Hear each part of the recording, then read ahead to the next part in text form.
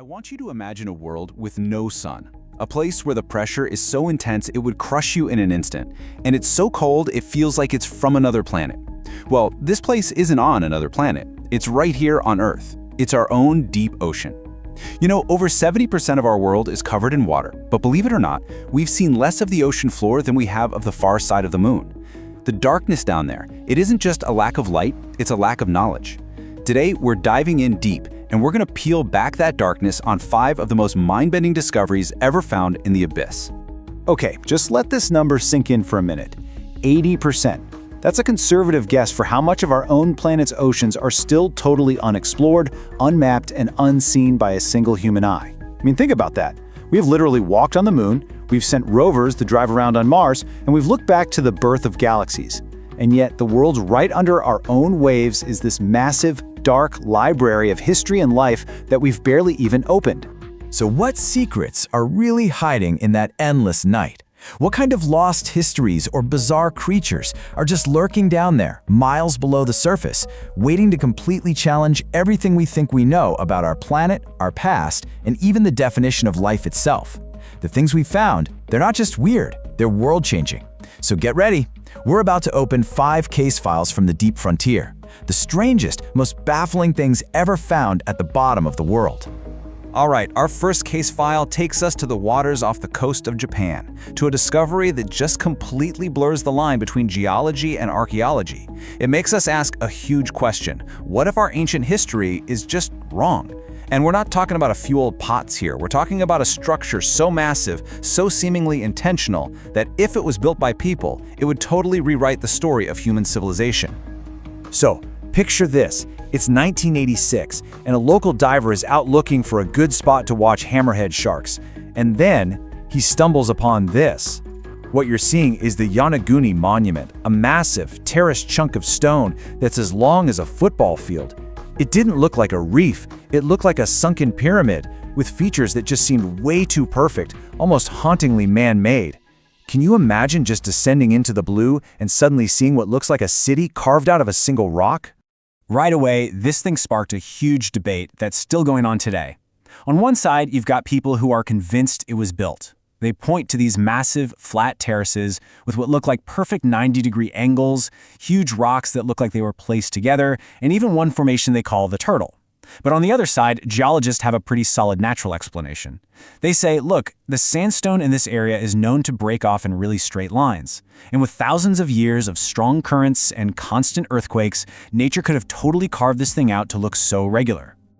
But nobody has pushed the man-made theory harder than Professor Masaaki Kimura. He's a marine geologist who has dived on this thing hundreds of times, mapping out every nook and cranny. He claims he's found roads, walls, even what looks like a stadium. He believes it's a remnant of a lost civilization from over 10,000 years ago, back during the last ice age when this area would have been above water.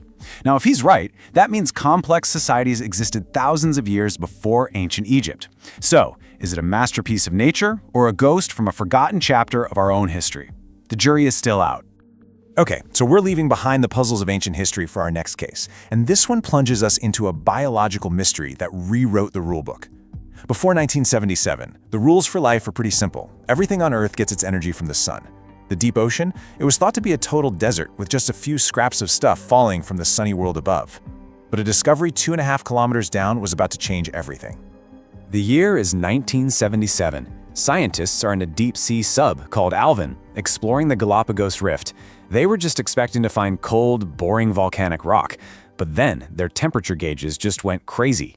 As Alvin's lights cut through the pitch black, the team stared out at something that looked like it was from another world. These huge, chimney-like towers were spewing superheated, black water from inside the Earth's crust, and the temperatures? Up to 400 degrees Celsius. That's hot enough to melt lead. But the truly shocking part wasn't just the vents. It was all the life teeming around them. In this place with crushing pressure, absolute darkness, and toxic water, there was a whole thriving ecosystem. Giant tube worms, some 8 feet long, blind white crabs scuttling everywhere. How? How is this even possible without any sunlight? Well, the answer was a brand new way of living powered by something called chemosynthesis. Basically, instead of using sunlight, bacteria at the bottom of this food chain were using the chemical energy from toxic stuff like hydrogen sulfide, the stuff that smells like rotten eggs. These bacteria were the sun for this entire world. This was a total revelation. It proved that life is so much tougher and more creative than we ever gave it credit for. It totally untied the idea of life from needing the sun, and that has huge implications for finding life on other planets. All of a sudden, those dark oceans we think are under the ice of moons like Jupiter's Europa, they went from being a long shot to being a prime suspect for hosting alien life. Those worlds could have their own hydrothermal vents powering entire ecosystems right now in total darkness. All right, so we've looked at a lost city and an alien ecosystem. Our third case file brings us right into the 21st century with something that feels like it was pulled straight out of a sci-fi script. This isn't about rewriting history or biology. It's about one single, baffling object found in the cold, dark waters of the Baltic Sea. Back in 2011, a Swedish team of treasure hunters called Oceanax were using their sonar to look for an old shipwreck. As they're watching the sonar feed, this image pops up that just makes them stop dead. It was not a shipwreck. It was this massive, almost perfectly round object, about 60 meters across, just sitting on the seabed. The sonar image was so weird, so unnatural looking, that it just blew up online. People immediately started comparing it to a certain famous spaceship, nicknaming it the Millennium Falcon. And when the team went back with divers to get a closer look, well, the mystery just got deeper.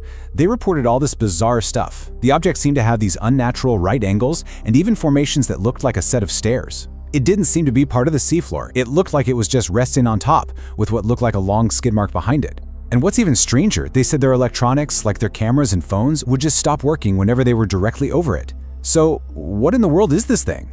Now, the scientific community has a pretty straightforward explanation. Geologists think the Baltic Sea anomaly is probably just a weird rock formation left behind by glaciers during the last ice age. But the people who found it, and a lot of others, they argue that all the strange features just don't add up for it to be natural.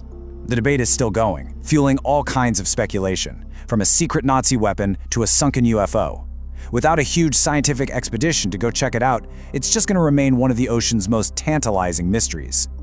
Our fourth case brings us right up to the present day, with a find that is so recent, scientists are still analyzing it as we speak. This isn't ancient history or some grainy sonar picture.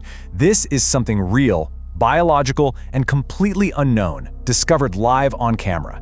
It's a little golden reminder of just how little we really know. So, in August of 2023, researchers with NOAA were piloting a remote vehicle 2 miles deep in the Gulf of Alaska. It's a pretty desolate landscape down there, just rock and mud. And then their lights catch this little gleam of gold. Sitting on a rock was this smooth, dome-shaped thing about 4 inches across, shiny, with a little hole near the bottom. The entire, very experienced team had never seen anything like it. And the best part is, the whole discovery was live-streamed, so everyone watching got to hear the scientists' real-time reactions. They were just totally bewildered. Is it an egg? A weird kind of sponge? As they got the robotic arm ready to gently pick it up, you could feel the tension.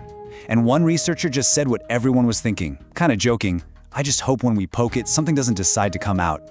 It was just this perfect, unscripted moment of pure discovery. So, they managed to collect the orb. Back on the ship, they found it had this delicate, silky texture.